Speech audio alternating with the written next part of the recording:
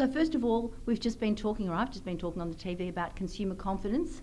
It's down since Ford announced all of the closures, but it's still way above that magical 100 number.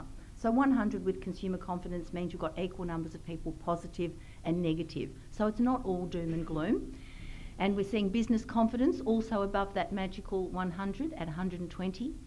Unemployment at 9.3%, heading for 10, I would say, and underemployment at 8.8. So reasonable consumer confidence, but really high unemployment.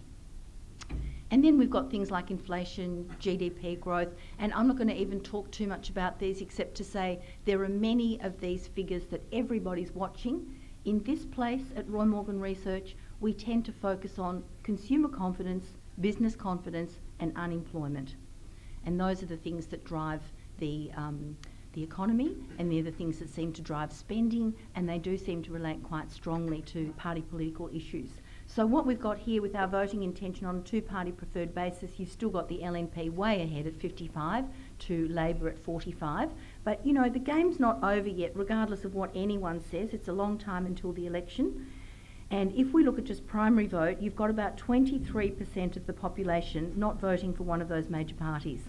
And we've got people saying Clive Palmer would get 3% of the vote if an election had been held today. Bob Catter would get 1%. So there's a bit of movement going on here.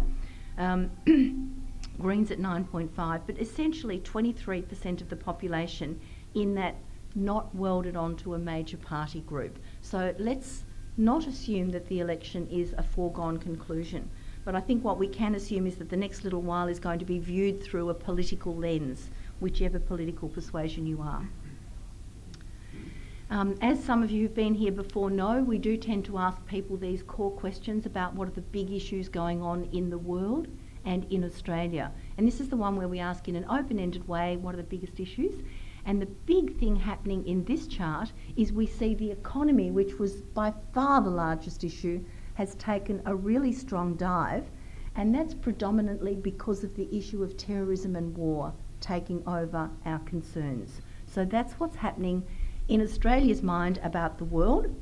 When it comes to Australia, the economy is still really right up the top there. It's taken a little bit of a dive, but not very much at all, still running strongly at 36%. The areas that have kicked up a little bit in terms of Australians' concerns about Australia are those things to do with politics and leadership, not surprising in an election year, and things like human rights. So the asylum seeker issue is still raging quite strongly. Thank you all for coming. Hope it was of value.